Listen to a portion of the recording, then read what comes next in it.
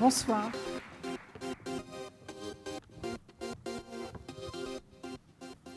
Mesdames et messieurs, cher Daniel, cher Patrick, chère Louisa et ma chère Elsa, aux quatre coins de la planète, en Asie, en Amérique, en Afrique, au Moyen-Orient, au cœur même de l'Europe, les femmes sont en danger. Partout leurs droits, leur dignité sont ignorés, bafoués.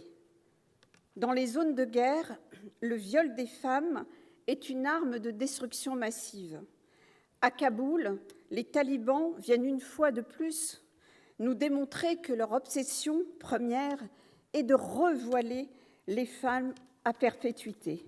De Houston à Varsovie, les femmes sont une fois de plus dépossédées de leur corps.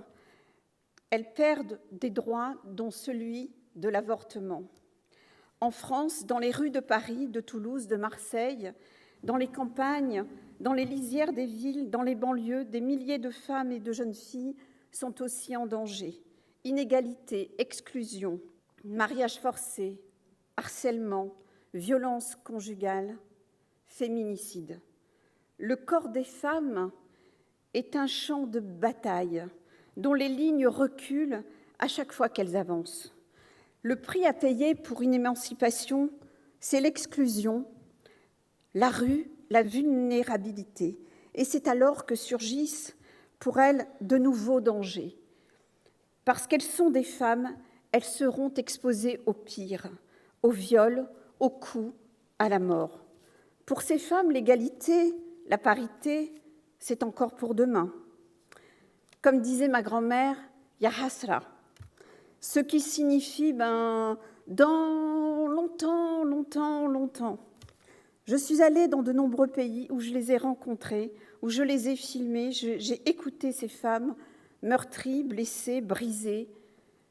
J'ai tenté de faire entendre leur voix, j'ai dévoilé leur visage. J'étais consciente que ce n'était qu'une petite goutte d'eau, comme celle que les colibris mettent ensemble pour faire naître des rivières, des océans et éteindre des incendies. Comme le colibri, je fais ma part, comme toutes les associations réunies ce soir font chacune la leur. Daniel et Patrick de Giovanni sont deux magnifiques colibris. Et je veux rendre hommage ce soir à leur générosité, à leur initiative bienveillante et désintéressée, pour venir en aide à celles et ceux qui agissent et aident les femmes en danger. C'est un couple qui a choisi de faire sa part, de faire la différence face à l'indifférence, en consacrant une partie de leurs biens pour permettre aux associations de faire mieux et plus pour les femmes. Ce soir, les coups de cœur d'APAT 2021 vont mettre sous les projecteurs les associations qui luttent contre la précarité et les violences sociales dont les femmes sont les premières victimes, des femmes en détresse, des mères sans domicile fixe.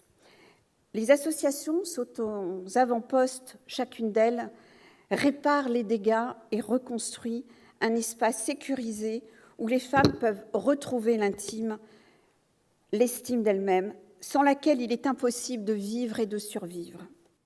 Merci.